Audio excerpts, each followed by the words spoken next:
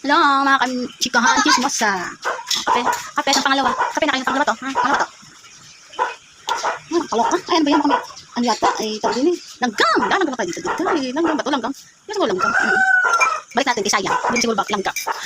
Ulam-lim yata ngayon. Kaya hindi siya mainit. Kaya kapag-exercise na ako sa bahay. Tapos, napag-BP na rin ako. Samantala naman ako. Naging okay naman. Alam mo, inaano ko lagi araw-araw para ma-check ko yung aking BP. Ito lang, gusto ko magtrabaho. Nakakatamad. Nakakatamad magtrabaho. Nakaka-boring. Nataba lang lalo kapag dito lang sa bahay. Kaya wala magawa. Kaya siyempre, gagamot ka pa. Siyempre, gusto ko magtrabaho. Gusto ko yung payat man eh. Gusto ko laging tama lang sa katawan. Tsaka masaya pala sa bahay. Kaya ano, ito, mag-exercise muna. Kiss dito, dito time.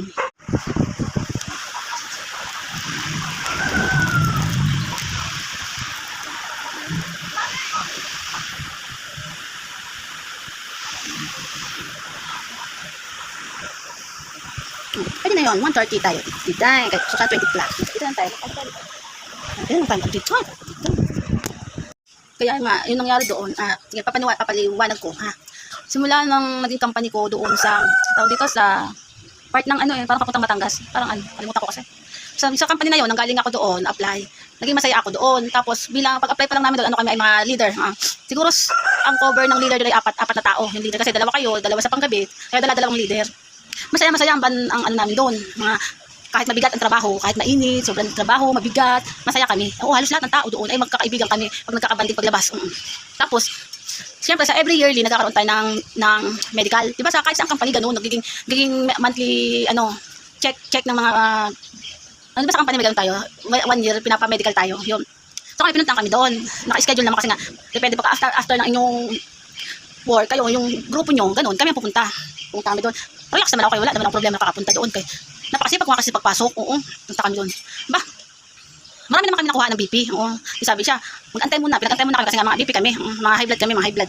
Tapos nakailang balik kami ng ikot, ay balik doon na binipihan. Mataas pa rin. Kaya buti pa yung dalawang nakasabay ko ay naging okay na. Ako naging ganun pa rin. So ginawa na ako ng medical. Yung paano pala kami nagkaroon yung tapos bigyan ako ng schedule na pumunta ako sa pinaka-hospital. Nagpa-check tapos nagpaano ng mga dugo. Ngayon okay pa din naman kasi mataas pa rin talaga. Kahit ayoko naman maging BP, ayoko naman maging wala ng pasok kasi nga pinagpahinga muna para maging okay yung high blood, yung BP. Alam mo, nakakatawa lang sa mga kaibigan ko kasi dahil mga regalo, mga bigay sa akin mga gulay, mga prutas, tapos mga dahon-dahon. Tawa kasi napakadami ko ng dahon sa bahay, sa boarding house yun, nag-boarding house ako. Ang dami ko mga dahon-dahon, kailangan pakuluan ng tubig. Halos lahat ininom ko yan ng tubig na yun, kaya puro dahon. Tapos nagpasok-pasok na ako.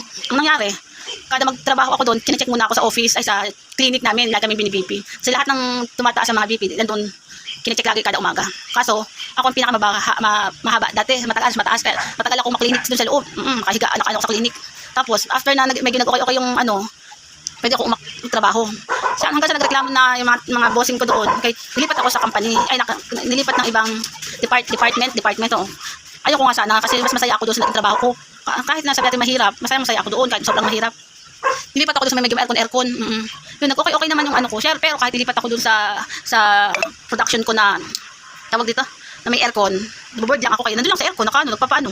Kaya ewan ko, mas ko sa mga, yung buong katawan mo, mas gusto ko sa mga ganang trabaho talaga. Kaso, nilipat nga ako dahil sobrang high blood ko nga.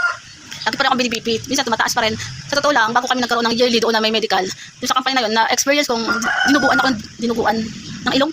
Nagugulat ako dati, kaya nilagang dugo, nagulat ako, kaya hindi ko alam. Pero nung time na inayos yung aking dugo, kasi naano ko sa ilong, pinag-relax ako gano'n, pero hindi pa nila ako nabibipi.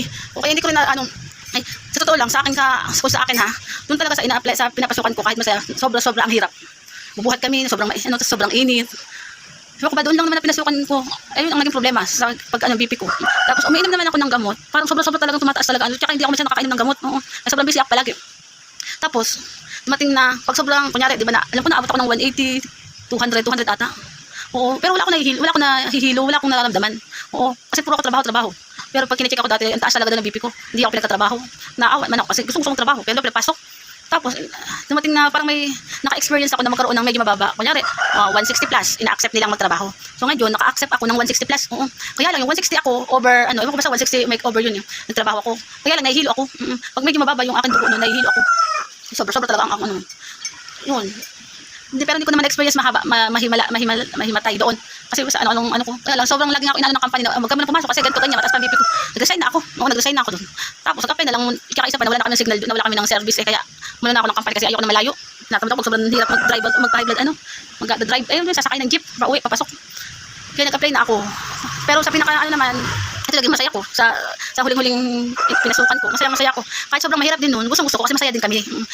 Minsan kasi kahit sobrang hirap ng trabaho, basta masaya mga kasama mo sa company. Kaya lang, yun na talaga, bumigay na talaga siguro yung katawan ko. Kaya, yun, yun, nagkanda, hospital na ako, hindi ko na alam.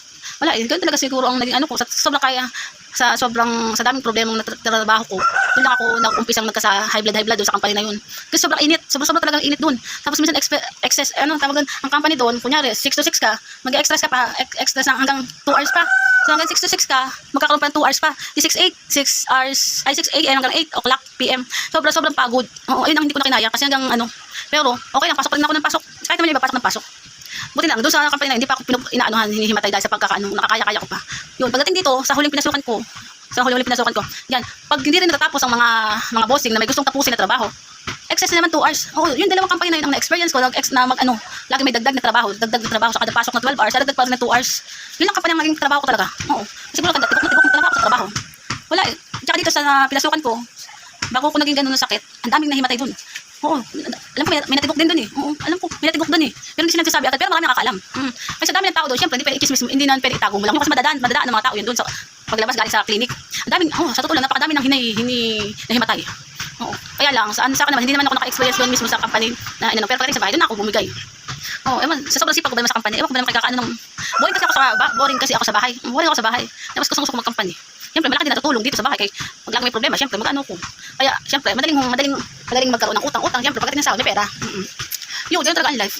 Naalala ko lang naman, kung kailan ko na umpisa na pagiging high blood. O, doon ko lang talaga na umpisahan maging high blood. Sa galing na naging trabaho ko. Yun lang, doon talaga ako umpisa, di puta. Simula sa pool naman, masipag naman talaga magtrabaho. Hindi ako pala absent. Tsaka mas masaya sa company. Mas gusto ko lang sa company trabaho kasi nakabahay. Paloka. Yun lang. Naalala ko lang ngayon, mainit na ngayon. Kanina kasi may ambon-ambon. Di ba? Pero yung kape ko kayo. Ano yung kape ko, di ba? Tapos na ako mag-BP. Kaya tapos na ang attendance. Yun na, di ba?